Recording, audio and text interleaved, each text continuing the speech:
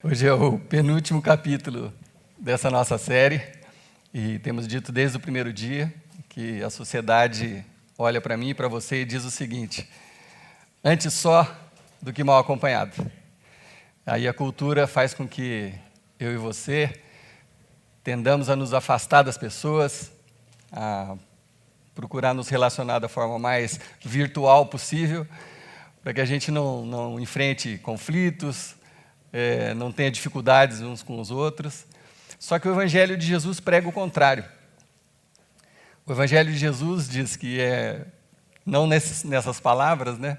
Mas o Evangelho de Jesus é melhor a gente estar junto do que estar sozinho. O Evangelho de Jesus é sobre comunhão, é sobre convivência, é sobre andarmos juntos. E essa série, desde o primeiro dia eu tenho dito que meu objetivo é que desperte em cada um de nós esse desejo de fugir do caminho que a cultura tem empurrado cada um de nós para a solidão, para a depressão, para ficar cada vez mais sozinhos, isolados no computador, numa rede social, fingindo ser quem você não para agradar pessoas que não são do jeito que você pensa que elas são. Então nós estamos incentivando vocês para que a gente volte a pensar coletivamente, olhe uns para os outros com os defeitos e as qualidades que todos nós temos, e a gente possa, como a gente aprendeu semana passada, ser a fortaleza do outro. Um momento que você está fraco, seu irmão do lado pode estar um pouquinho mais forte, colocar a mão no seu ombro e profetizar sobre a sua vida. Levanta, poderoso guerreiro, Deus está com você, vai na tua força. E esse é o sentido de comunidade que a gente tem anunciado e pregado nesses dias. Bom, no primeiro dia, a gente leu um trecho, porque a nossa inspiração é exatamente Jesus Cristo, e como nós estamos falando de igreja, de comunidade, nossa inspiração é a primeira igreja, criada logo depois que Jesus se foi, que na verdade nem tinha o nome de igreja, era um movimento. Eu falei já 2 vezes aqui, eu acho, nesses dias, que Jesus foi crucificado, ressuscitou, aí ele ficou 40 dias andando no meio das pessoas, e aí ele subiu aos céus, e 10 dias depois, esse povo, principalmente os discípulos, talvez uns 120, que eram os mais próximos de Jesus, atendendo a um chamado de Jesus, se reuniram naquele lugar onde foi feita a Santa Ceia. Eles estavam ali orando e veio sobre eles o que Jesus tinha prometido. O que Jesus tinha prometido? Olha, eu estou indo fisicamente, mas quando eu estiver lá, eu vou enviar para vocês o meu Espírito. Quer dizer, Deus vai viver dentro de vocês. Vocês não vão me ver mais fisicamente, vocês não vão poder mais me tocar fisicamente, mas eu estarei habitando os seus corações. Olha que honra daqueles discípulos e nossa, a gente poder ter uma fração de Deus dentro de cada um de nós. Eu consigo reconhecer uma fração de Deus em cada um de vocês. O sopro de vida, a alegria, a saúde. Deus está vivendo dentro da gente, e esse Espírito que vive dentro de nós nos dá a sabedoria para viver o dia a dia, para nos indicar o caminho, para nos confortar quando estamos tristes, para nos curar quando estamos adoecidos e para nos unir como um corpo, numa comunidade como essa. Então, esse Espírito que vive em mim, vive em cada um de vocês, quando a gente está junto, é o próprio Jesus. Foi isso que o apóstolo Paulo falou, que nós somos o corpo de Cristo. Então, quando a gente se reúne, quando 2 ou 3, e aqui eu acho que a gente tem mais de 2 ou 3, quando a gente está junto, ali o Senhor está. Então, Deus está aqui quando a gente se reúne. Amém? E aí eu li um versículo para vocês, que foi a primeira,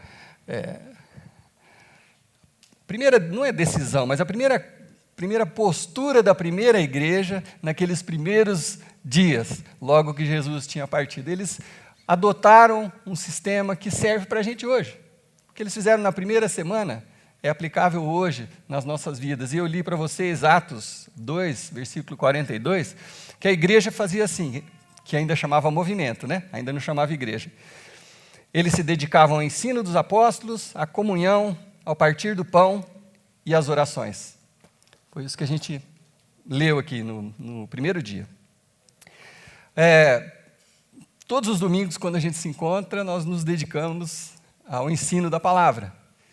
Tanto eu, quanto qualquer um que compartilha a palavra, aqueles que compartilham a palavra para as crianças ali, aqui no andar de baixo, aqueles que compartilham com as famílias aqui no Que Demais, nós partilhamos a palavra o tempo todo, porque nós cremos que o que Jesus ensinou é o melhor para cada um de nós. Então, a gente tem feito isso. E nós temos incentivado cada vez mais a comunhão. Então, nesses últimos dias, eu falei especificamente sobre isso, sobre comunhão, sobre o partir do pão, de você se compadecer do outro. Então, hoje, eu quero me dedicar um pouquinho para falar da oração, e talvez de uma forma que surpreenda alguns de vocês. E esse assunto é muito importante para nós como igreja, porque a forma como uma igreja ora revela o quanto ela está alinhada ou o quanto ela se afastou do seu propósito. A forma como uma igreja ora revela o quanto ela está alinhada ou o quanto ela se afastou do seu propósito. E antes que você conclua que esse assunto talvez não seja tão pessoal, funciona para cada um de nós também. A forma como você ora revela o quanto você está alinhado ou o quanto você se afastou do seu propósito. A forma como você ora revela o quanto você está alinhado no propósito de Deus ou o quanto você se afastou desse propósito. Então, a boa pergunta de hoje é: como você tem orado? Não vou pedir para ninguém levantar a mão e falar como tem sido as suas orações, mas eu quero que você reflita sobre isso. Como é que você tem orado? E a minha posição aqui não é de julgar ninguém, nós não vamos fazer um concurso aqui, quem ora mais bonito, porque a gente já entendeu que a oração mais bonita é aquela que vem do fundo do coração. Então, não são palavras bonitas, não são referências bíblicas, né? É aquela que vem do fundo do coração, espontânea. Diante de Deus, um coração quebrantado. Então, quais são os motivos e as motivações das suas orações? É essa reflexão que a gente quer fazer hoje juntos.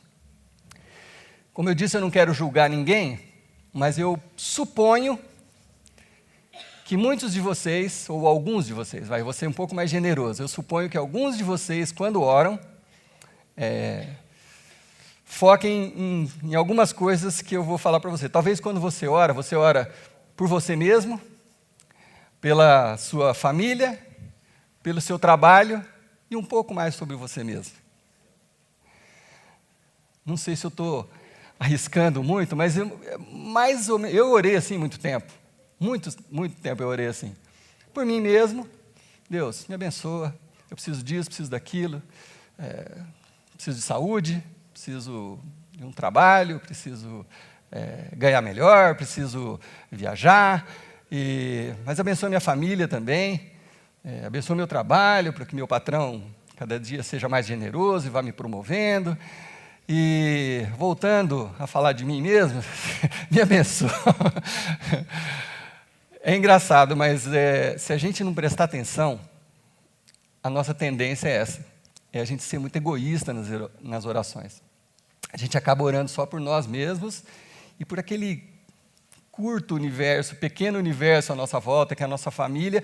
Quando você está muito generoso, você acabou orando por um ou dois amigos, principalmente se eles estiverem doentes, né? Ou precisando de uma oração. Ou talvez você foque um pouquinho mais sua oração quando tem um familiar doente também, você insiste mais nessa oração. Mas, de qualquer forma, a tendência nossa, se a gente não prestar atenção, então essa mensagem é para ajudar a gente a prestar atenção. A nossa tendência é a gente orar por nós mesmos e para as coisas bem pequenas à nossa volta. Então, eu quero dar um exemplo para você de como a sua oração pode ser potencializada. É que a gente às vezes não tem a consciência ou não para pensar com quem que a gente está falando. Então, vamos fazer uma analogia aqui. Vamos supor que cada um de nós conseguisse uma audiência de 5 minutos com Donald Trump. Tá? Deixa para lá suas convicções políticas, ou não é disso que eu estou falando, mas vamos concordar que é um homem poderoso, influente, etc. Então, vamos supor que você tenha 5 minutos para conversar com o Donald Trump. E aí, chegou o seu momento, você entra na sala, está ele lá, ele para te ouvir, você fala assim: obrigado, Donald Trump, porque a gente está aqui, obrigado pelo lanchinho que a gente comeu ali, me ajuda na passagem de volta para casa e me dá um comprimido para dormir, me dá uma boa noite de sono. Até logo. O que o Donald Trump vai pensar de você, né? Ele vai virar para o assessor dele e falar: quem que é esse idiota? O que esse cara está fazendo aqui? Você desperdiçou aqueles seus 5 minutos com o Donald Trump falar de amenidades, de coisinhas, quando você podia falar de tanta coisa. Você podia falar de, sei lá, ô Trump, libera esse negócio de muro aí, para com isso. Recebe as pessoas, cuida desse povo, ajuda, vocês são um país rico. Tem tanta coisa que você podia falar para ele. Mas você fica ali. Imagina o paralelo, é óbvio que está gritando agora no seu ouvido as orações que você faz. Não é assim? Senhor Jesus, obrigado por esse dia, abençoa a comida, nos deu uma boa noite de sono. Em nome de Jesus, amém. Ou então, seu filho está com gripe, abençoa meu filhinho que está com gripe, cura ele, em nome de Jesus, amém. Eu já estava decidido a falar desse assunto já há 2 semanas, nesse dia, mas eu ainda estava esperando alguma coisa acontecer para eu ilustrar para vocês. E essa semana aconteceu. Na quinta-feira eu estava levando o Davi para a escola, não, sexta-feira, 7 horas da manhã, eu e o Davi dentro do carro, aquele sono ainda, né? Acabou de acordar. Aí, do nada, o Davi fala: pai, se você pudesse fazer um pedido, o que você faria? Do nada, assim.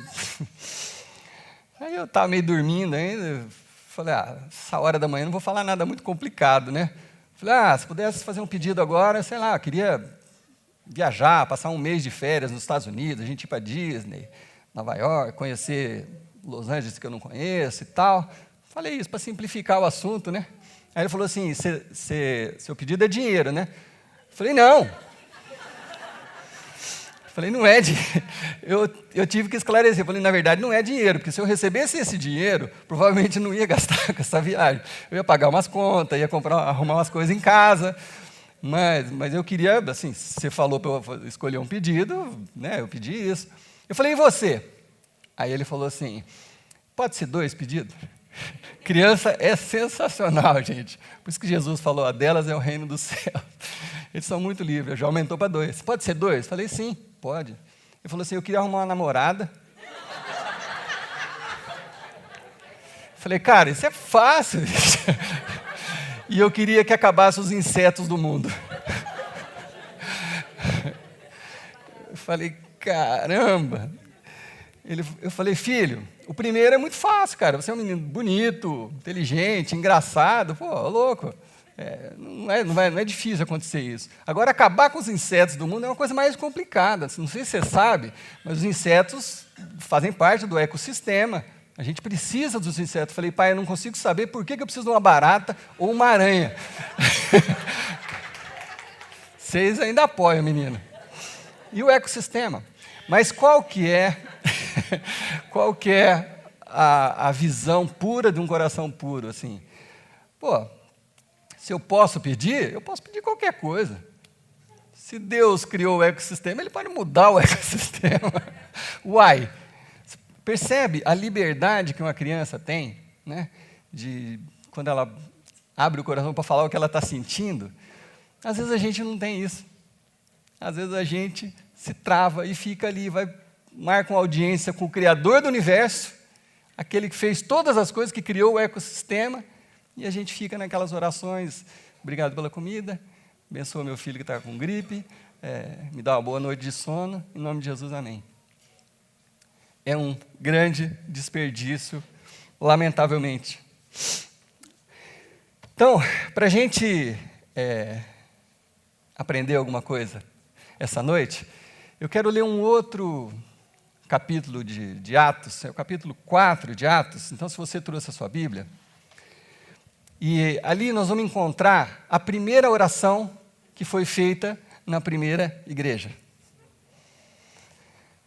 Então, não sei se você já leu, se você é familiarizado com essa história, mas se a gente está falando sobre oração, e se a nossa inspiração é a primeira igreja, como será que eles oraram? A primeira vez que eles se reuniram para orar a Deus, né?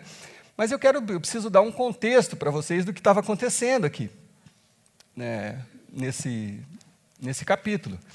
E o contexto é o seguinte: Jesus tinha partido, teve aquele episódio que eu narrei aqui de Atos 2, que foi a chegada do Espírito Santo, e naquele dia, Pedro, tomado pelo Espírito de Deus, começou a pregar. Naquele dia, 3.000 pessoas se converteram, no primeiro dia da primeira igreja de Jesus Cristo. E aí, criou-se um alvoroço, 3.000 pessoas seguindo a Jesus, e a pregação de Pedro era simples. Olha, vocês crucificaram Jesus, Deus o ressuscitou, arrependam-se e passem a seguir a Jesus. Era assim a pregação dele, e as pessoas se converteram. Aí, no capítulo 4, nesse episódio, Pedro e João resolveram ir ao templo, o templo judaico, que era o epicentro do judaísmo, né? Não era a igreja de Jesus que se reunia naquele momento ainda nas casas, né? Mas ele foi ao templo judaico na hora das orações.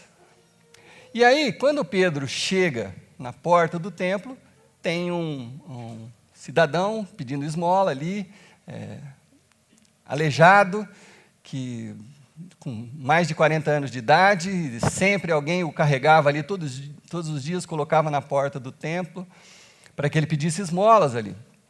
Como a gente vê, às vezes, nos sinaleiros, nos semáforos por aí. E aí, João e Pedro estavam chegando, ele pediu uma ajuda, ele falou: vocês podem me ajudar? Aí Pedro foi muito sincero, ele falou: no momento eu estou sem nada, mas o que eu tenho eu posso te dar. Em nome do Senhor Jesus Cristo, levanta e anda.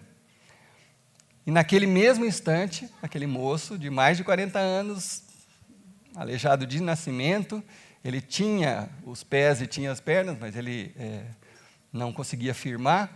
Naquele momento, ele foi curado, se levantou e já ficou radiante, começou a gritar e entrou junto com Pedro e João dentro do templo. E aí todo mundo ficava olhando: peraí, aquele rapaz não é o Zé que ficava ali na entrada do templo? Todos os dias, que a gente conhece há tantos anos, eu mesmo conheço há 22 anos que eu venho aqui, ele estava lá. Não é ele, não é daquela família e tal? Todo mundo ficou admirado com aquilo. Todo mundo ficou admirado. E aí começou a juntar gente. E aí juntou gente. Pedro não perdia uma oportunidade, né? Aquele Pedro que antes de Jesus ressuscitar negou Jesus 3 vezes, todo covardão, ali ele se transformou num cara mais corajoso do mundo, porque ele tinha visto Jesus ressuscitado. E aí ele aproveitou aquela oportunidade e começou a pregar. O que aconteceu? 5.000 pessoas se converteram naquela tarde. 3.000 mais 5.000 dava mais ou menos 10% da população de Jerusalém. Naquelas primeiras semanas da igreja, tinham se convertido à mensagem de Jesus Cristo. Eles eram, ali naquela situação, eles eram religiosos do judaísmo, mas ali eles se converteram à mensagem de Jesus Cristo, a morte e a ressurreição de Jesus. E aí, óbvio, que os líderes religiosos não podiam deixar barato. O que eles fizeram? Mandaram prender Pedro e João. E aí recolheram eles, passaram a noite na cadeia e ficaram discutindo o que eles iam fazer, porque aquele movimento todo, e não podiam matar eles, eles até queriam, mas não podiam, porque todo mundo, imagina, 8.000 pessoas no mínimo, estavam ali transformadas pela mensagem que acabaram de ouvir deles. Então, naquela situação, presos, a igreja, o movimento que estava reunido numa casa, eles começaram a ficar preocupados. E agora, Prenderam os nossos líderes, porque depois que Jesus partiu, Pedro e João eram os top 10, os top 11, porque já não tinha mais o 12º. E eles eram os líderes daquele movimento. Falou: agora vão matar os dois daí, o que vai acontecer, Aí, no dia seguinte, os líderes religiosos se reuniram e chamaram os dois para darem explicações e para dar algumas punições para eles. É essa parte que a gente vai ler aqui, e a pergunta deles era óbvia. Com que autoridade que vocês estão falando isso? Como assim nós matamos Jesus Cristo? O que é isso que vocês estão falando? Que história é? Matamos o Messias, né? Porque eles não criam que Jesus era o enviado de Deus. Então, eles estavam pressionando os dois. E aí, Pedro começou a responder aqueles homens, e eu vou ler alguns poucos versículos disso, até chegar na oração que a gente quer compartilhar com vocês. Com ousadia, eles respondiam o seguinte: olha, fariseus, líderes religiosos, não há salvação em nenhum outro nome além de Jesus, pois debaixo do céu não há nenhum outro nome dado aos homens pelo qual devamos ser salvos. Eu sei que vocês são religiosos, mas olha, a mensagem, a novidade é essa, não há nenhum outro nome. Eles, como assim? E Abraão, Davi, né? Moisés? Mas Pedro estava falando, não, é esse Jesus. E aí os homens, vendo a coragem de Pedro e João, e percebendo que eram homens comuns e sem instrução, ficaram admirados e reconheceram que eles haviam estado com Jesus. Pedro era um pescador, provavelmente analfabeto, João também, e eles estavam ali falando com autoridades, né, os PhDs da época, em religião, em teologia, e com essa ousadia. E eles perceberam que não podia, aquelas palavras não podiam fluir de homens tão comuns quanto eles, né? E o que eles não podiam negar é que aquele moço que foi curado estava ali com eles também, né? No versículo 14 diz isso. E como podiam ver, ali com eles o homem que fora curado. Eles nada podiam fazer contra eles, não tinha o que fazer, contra fatos, não há argumentos. O rapaz curado estava ali junto com eles. Bom, aí eles expulsaram os dois da presença deles, eles viram que não podiam matar os dois, falaram, é o seguinte, vocês vão sair daqui, mas vocês estão proibidos de falar nesse nome de novo, Jesus. Saiam daqui e não falem mais sobre isso se vocês quiserem continuar vivos. Essa foi a ameaça que eles fizeram, né? Maneira, o jeito que vocês estão falando por aí, porque isso aí não vai dar certo. Bom, nesse momento, vamos abrir um parênteses.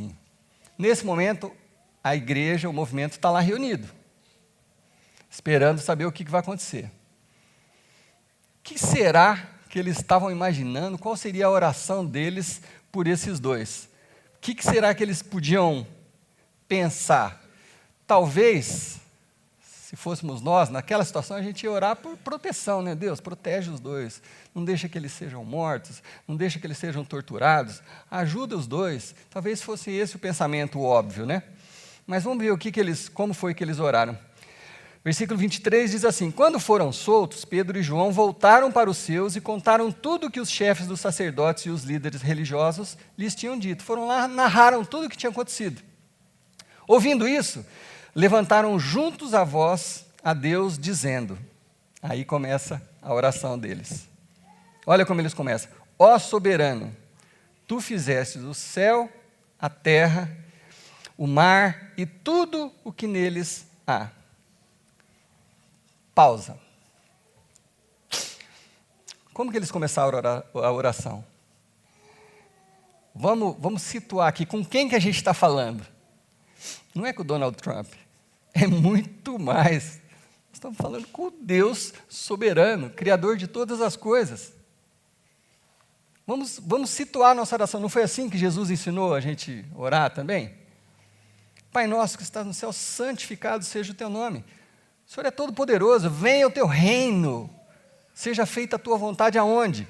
Aqui e no universo. Uai! Essa era a oração deles, é a oração que Jesus nos ensinou. Quando a gente for orar, a gente precisa lembrar com quem que a gente está falando. Não é com o Donald Trump, é muito mais do que isso. Você imagina, Deus está lá, cuidando de uma situação lá na galáxia Andrômeda, e aí toca o telefone, sou eu ligando para ele. Aí ele fala, peraí que eu tenho que atender que o Paulo está me ligando. Fala, Jesus, Deus, obrigado por esse alimento, me deu uma boa noite de sono, amém. Deus vai falar, caramba, tá, deixa eu cuidar dos negócios mais importantes. De novo isso? De novo isso? A gente precisa se lembrar com quem que a gente está falando. É isso que eles fizeram aqui. Ó, soberano Deus, Criador do universo, nada foge do teu controle. Tu, Deus, falaste pelo Espírito Santo, por boca do teu servo, nosso pai Davi. Aí eles citam o que Davi falava. Porque se enfurecem as nações e os povos conspiram em vão? Aqui eles estão citando as profecias, né? Os reis da terra se levantam e os governantes se reúnem contra o Senhor e contra o seu ungido. Isso era uma profecia de Davi que estava acontecendo ali, né? Jesus tinha acabado de ser morto e eles estavam vindo de uma dessas reuniões, né, que os governantes fizeram. E eles continuam citando isso na oração. De fato, Herodes e Pôncio Pilatos reuniram-se com os gentios e o povo de Israel dessa cidade. Quer dizer, está lembrando todo mundo, ó, isso aconteceu aqui recentemente, semanas atrás. Se reuniram para quê? Para conspirar contra o teu santo servo Jesus, a quem ungiste. Fizeram o que o teu poder e a tua vontade havia decidido de antemão que acontecesse. Quer dizer, nada daquilo foi surpresa. Tudo aquilo era um plano de Deus, todo aquele sofrimento de Jesus, a morte, o julgamento, Pilatos tentou libertar Jesus, não sei se vocês se lembram. Chegou uma hora ele falou, não vejo no que acusar esse homem. Mas a pressão popular, né, os fake news que estavam rolando naquela época, não deixaram ele tomar essa decisão. Mas estava tudo no projeto de Deus, né? Precisava acontecer tudo aquilo. E aí, nesse momento, entra a parte da oração favorita de todos nós, que é a hora que nós vamos pedir, né? Então, chegou nessa hora dos pedidos, que normalmente a gente se resume, eu preciso disso, preciso daquilo, e essa semana vai ter aquele boleto, aí fulano que está no hospital. É assim que a gente ora. E como que essa igreja orou naquela situação? Gente, não sei se vocês conseguem imaginar a tensão que eles estavam vivendo. Jesus tinha sido morto, crucificado, na frente de todo mundo. Roma era super poderosa. Eles crucificavam gente todos os dias. Era um negócio muito perigoso. E ser cristão, defender uma nova ideologia, era muito perigoso. Então, será que eles oraram pedindo proteção? Como é que eles oraram? Então, aí eles oraram assim, agora, Senhor, considera as ameaças deles. Deus, o Senhor está vendo que eles estão nos ameaçando? Considera isso e capacita os seus servos para anunciar a tua palavra corajosamente. Espera aí. Né? Não é de falar assim, hã? Não é por causa da coragem que eles foram presos, não é por causa da coragem que eles quase foram mortos, e aí a igreja vai pedir mais coragem? É isso que eles estão falando? Aparentemente é isso que eles estão falando, mais coragem para quê? Para anunciar o evangelho. Uai, estou saindo daquele meu mundinho ali, né? Estou saindo daquele, minha comida, minha noite de sono, meu filho que está com gripe. Espera aí, o projeto de Deus da humanidade não sou eu. O projeto de Deus para a humanidade é muito maior do que eu, muito maior do que a minha família. Me envolve como comunidade, eu faço parte desse projeto. Mas o projeto de Deus para a humanidade é muito maior do que eu. É mais ou menos isso que eles estavam falando. Qual foi a última vez que você orou pedindo coragem para anunciar o evangelho? Qual foi a última vez você falou assim, puxa, meu chefe não conhece a Jesus, e ele precisava conhecer, porque eu conheci, transformou minha vida, tem mudado a minha vida. Eu preciso de coragem para falar com ele, com meu vizinho de apartamento, o cara que desce todo dia comigo no elevador, e eu só fico falando amenidades. Uma hora eu podia convidar o cara para jantar e anunciar o evangelho. Qual foi a última vez que você orou pedindo coragem para anunciar o evangelho? Essas pessoas pediram. A primeira oração realizada na primeira igreja foi assim. E eles continuaram. Deus, estende a tua mão para curar, realizar sinais e maravilhas por meio do nome do teu santo servo, Jesus. Quer dizer, o pedido de coragem e o pedido de sinais e maravilhas é em prol da causa. Não é um pedido egoísta, sinais e maravilhas, curas, em prol da causa. por meio do nome do Senhor Jesus Cristo. Claro que eu não estou falando que a gente não deve orar por nós mesmos. Não é disso que eu estou falando. Estou falando que não é só isso. Dá para entender? Não é só isso. A gente não pode focar só nisso. E quando Deus age, e quando sinais e maravilhas são feitos, são para o crescimento do reino. Eles nos beneficiam, sim, claro. Né? Que testemunho lindo que a gente ouviu aqui. Quem está presente no culto. Que testemunho lindo que a gente ouviu aqui da Marjorie. Maravilhoso. Foi uma interferência divina mesmo, inquestionável. E não teve nada a ver comigo, nem... Foi com o poder de Deus e com o propósito de que eles se aproximassem mais de Jesus e que mais pessoas, através dessa história, desse testemunho, possam conhecer e fazer parte do reino. É esse o propósito de Deus. E às vezes, óbvio, às vezes Ele vai curar você mesmo. Você é cristão há tanto tempo, você precisa de ajuda, você precisa de ajuda financeira, é óbvio que o Espírito Santo está sensível a tudo isso. Mas essa mensagem de hoje é para que a gente não fique apenas focado em nós mesmos e naquele círculo pequenininho em volta da gente. Para que a gente amplie o nosso pensamento, nossas orações, que elas possam ir mais longe.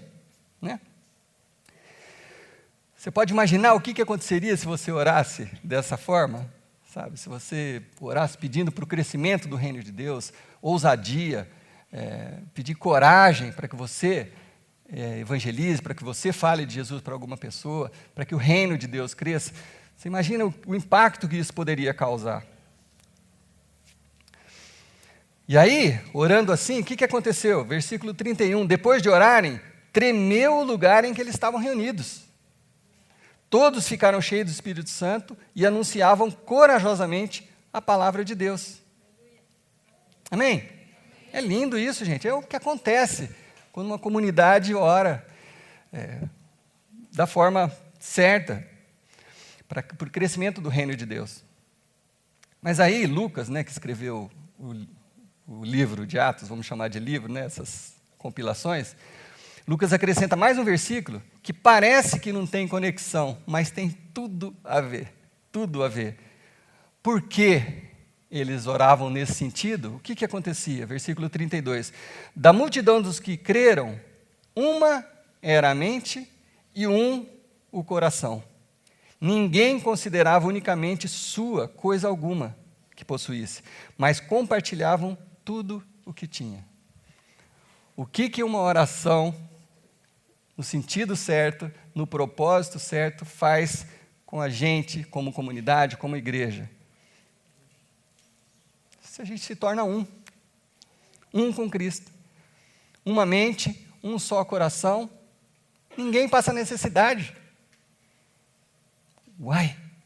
Ninguém passa necessidade, porque nós estamos atentos, nós amamos uns aos outros, nós estamos atentos ao que está acontecendo na vida do outro, e o reino de Deus vai expandindo, e os milagres e os sinais acontecem, sim, acontecem hoje. Essa semana eu estava conversando com uma pessoa, num café da manhã, pessoa que ainda não consegue crer, tem muita dificuldade com a igreja. Eu falei assim, olha, eu vou te falar, os milagres estão disponíveis hoje, da mesma forma que estavam disponíveis naquele tempo. Às vezes a gente não ora tanto mais, às vezes a gente não crê mais tanto, mas acontecem. A gente vê aqui e ali, Deus fazendo um milagre daqueles que chamam atenção. Por que chama atenção? Para que o reino de Deus cresça. Então, o resultado de uma igreja que ora assim, foi que as pessoas se tornaram extremamente generosas umas com as outras, e não havia ninguém que passasse necessidade entre elas. Elas passavam a se amar verdadeiramente, quando a igreja ora nesse sentido. Quando as pessoas oram para o crescimento do reino de Deus, ninguém tem falta de nada. Dá para entender isso com a clareza com o que está escrito aqui? Quando a gente está orando dentro do propósito de Deus, para a humanidade, para o reino dele, para a igreja dele, quando a gente está orando juntos nesse propósito, nós somos curados, atendidos, arrumamos emprego, porque nós somos o reino de Deus. Percebe? Então, eu queria te incentivar a, saindo daqui hoje, que nem um dia mais, você desperdiçasse os minutos que você tem com Deus, na hora do almoço, ou na hora que você for dormir, ou na hora que você acorda, mas que você olhasse com fé para com quem você está falando. Comece seu dia falando Deus soberano, ou a palavra que você quiser. Eu disse aqui no começo, não importa a palavra que você use. Sabe, você tem que ser verdadeiro, use as suas palavras. Deus lindo, qualquer coisa que vier à sua cabeça, mas que vier do seu coração. Mas engrandeça aquele com quem você está iniciando uma conversa. Deus, eu sei que o Senhor parou aí, abandonou a galáxia para vir escutar a minha oração. Estamos nós dois aqui. É o seguinte, o Senhor é o Deus soberano. O Senhor é o rei desse universo. Venha o teu reino. Tudo que eu quero é que venha o teu reino, que o Senhor reine sobre nós. Gente, a gente enfrenta tanto problema num país maravilhoso. Imagina se esse país fosse governado pelo Senhor Jesus, por Deus. Se Deus tivesse o poder se esse poder estivesse evidente na vida das pessoas que estão nos governando, se ele seguisse esses princípios bíblicos, sabe, os políticos, os policiais, os patrões, os empresários, se o reino de Deus fosse estabelecido, se todo mundo pudesse confiar nessas verdades, cultivar esses valores, como seria a nossa vida? Mas muito melhor. Então, por que eu vou ficar orando só para uma coisinha? Eu vou orar para que o reino de Deus tome conta do Brasil, tome conta desse planeta. Amém? E Deus pode fazer isso. Deus pode fazer isso. Deus, me dá coragem, ousadia para participar desse reino, para levar a tua mensagem. Gente, foi porque esses homens aqui tiveram coragem, que 2000 anos depois a gente pode estar aqui conversando sobre o Evangelho de Jesus. Se eles se acovardassem lá naquela época, com aquela pressão toda, que nem se compara, que a gente não tem pressão nenhuma aqui, a gente mora num país livre, você pode falar do Evangelho de Jesus saindo daqui, aqui no bar da esquina, você pode abordar uma pessoa ali e falar do Evangelho, você não vai para a cadeia. Imagina a pressão que eles viviam. Se eles não tivessem tido essa coragem, essa ousadia, a gente não estava ouvindo do Evangelho hoje. Então, peça que o Senhor te capacite, que te dê coragem, ousadia para participar desse projeto maior, que também envolve você está nesse projeto. E aí, as suas necessidades, você apresenta elas a Deus, e sinais e maravilhas vão acontecer, porque a sua oração, a forma como você fala com Deus, está alinhada com o projeto de Deus para a humanidade. Deu para entender? Sim? Então feche seus olhos, faça essa oração junto comigo. Deus, capacita-me para anunciar a tua palavra corajosamente. Estende a tua mão para curar e realiza sinais e maravilhas por meio do nome do teu santo servo, Jesus. Soberano Deus, grande Deus, lindo Deus, bondoso e generoso Deus, estamos aqui na tua presença para te louvar, para honrar o teu nome e para anunciar o Evangelho de Jesus para a nossa cidade. Capacita-nos, nos dê coragem, nos dê ousadia, faz sinais e maravilhas no nosso meio, para que o Evangelho alcance o nosso país e transforme o nosso país. De hoje em diante, Deus, que a gente possa orar grande, orar sobre coisas grandiosas, porque o Senhor é um Deus grandioso, que pode fazer tudo o que o Senhor quiser fazer. No nome de Jesus, que nós oramos hoje e para sempre agradecidos. Amém. Muito obrigado. Semana que vem, o último capítulo dessa série. Ainda tem algumas surpresas, se Deus nos permitir. Deus abençoe.